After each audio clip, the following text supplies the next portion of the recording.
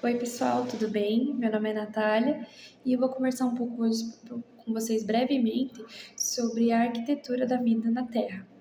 Então, você já parou para pensar como as plantas sustentam a vida na Terra? Elas não são apenas, não apenas dão o ar que a gente respira, mas também são verdadeiras fábricas de sistemas de transporte, né? Como que elas funcionam? Nossa missão hoje é brevemente associar cada parte da planta à sua função vital, desvendando a incrível arquitetura biológica. Mas presta atenção, a organização é perfeita e essa organização que garante a funcionamento, a vida em todo o nosso planeta, sobrevivência no caso, né? Vamos começar com a raiz, que ela é responsável pela ancoragem e a água. Começamos pela base, então, que é a raiz. A sua função primordial é dupla: é a fixação, manter a planta em pé contra o vento, contra os demais abalos que possam acontecer, e a absorção. E é na zona pilífera que a água e os minerais entram no sistema, então é pela raiz. Entender a raiz nos ajuda a solucionar problemas como, por exemplo, a raiz fasciculada, são cruciais para combater erosão no solo e elas parecem aquela redinha, quando você arranca uma plantinha tem aquela tipo uma redinha, raízes fininhas, exatamente como uma rede, então são raízes fasciculadas. E seguram a terra, como eu já disse, exatamente como uma rede.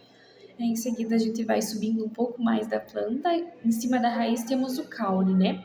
O caule, ele é o pilar da planta, né? E é por ali que acontece o suporte.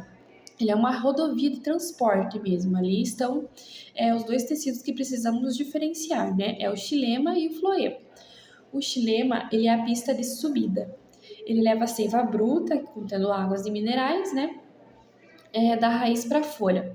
Já o floema, ele é uma pista de distribuição. Ele leva a seiva elaborada, que é os açúcares produzidos na folha, para toda a planta. Se a gente visse um cortezinho, a gente notaria essa organização perfeita, dá para ver certinho. Vamos adentrando um pouco mais, chegamos na folha, né? Que é um laboratório da energia.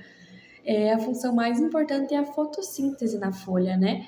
É ali que a folha transforma a energia do sol em alimento, né? Que é a fotossíntese. Para isso, ela precisa de CO2, que entram pelos estômatos, e os estômatos são como pequenas